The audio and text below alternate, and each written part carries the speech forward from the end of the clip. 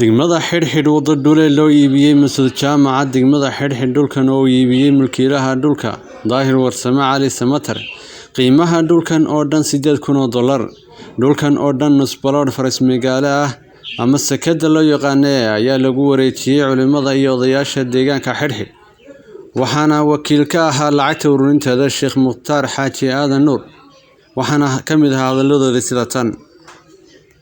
بسم الله الرحمن الرحيم الحمد لله رب العالمين والصلاة والسلام على رسول الله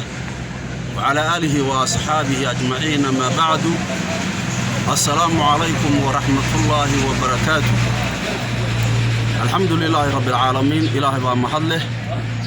وحا هلك كان إنه تاجنا بقعدة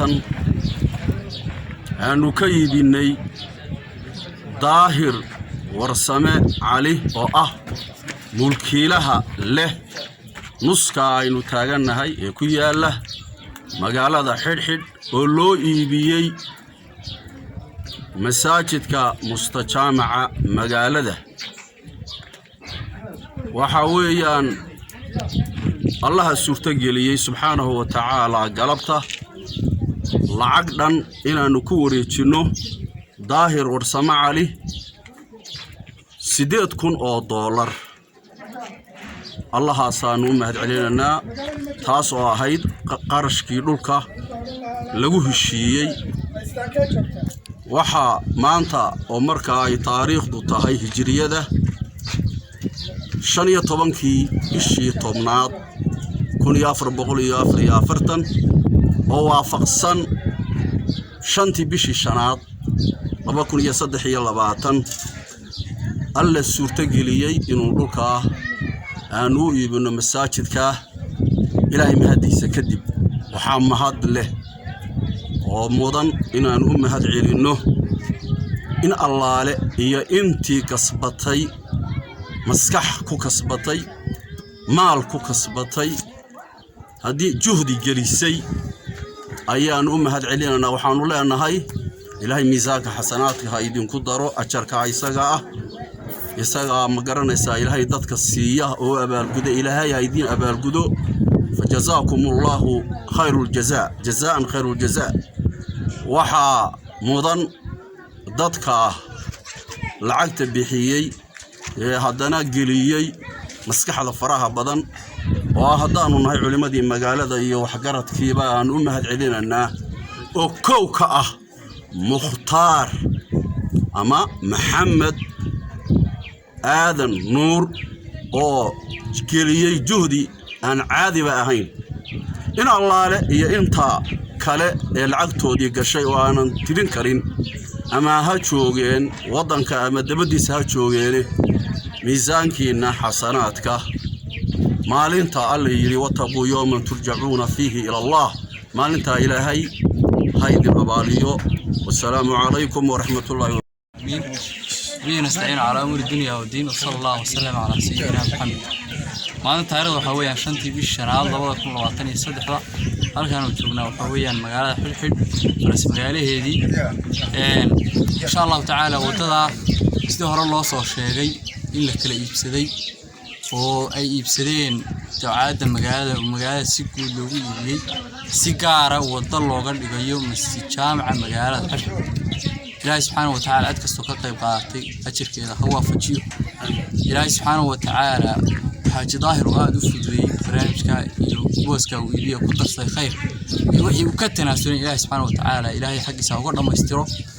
إن شاء الله تعالى الشيخ مختار وأسونا الجدال بدن قلي إلهي كوا فجيو خير كيسا دعاء مقالة وأيقونا إن شاء الله تعالى خير برنامجك سيفي عن وقيب قاطي جهدي قود إلهي سبحانه وتعالى ما ضيعه الدنيا آخرة بأبا الملك إلهي سبحانه وتعالى حصيه إلهي سبحانه وتعالى ساعة الجابة ينقله إلهي سبحانه وتعالى بوس كاس إن در إلهي وغفني إنه يقول يجني مساج إلهي سبحانه وتعالى ما في عيسى إلهي يوم القيامة إلهي دائما كله إلهي سبحانه وتعالى أدرك السوق يبقى طي واحد يريد يسعد وواحد يسيبه إلهي سبحانه وتعالى خير كذا هو فجيو سيبه بالفجوبته وأدرك السوق يبقى طي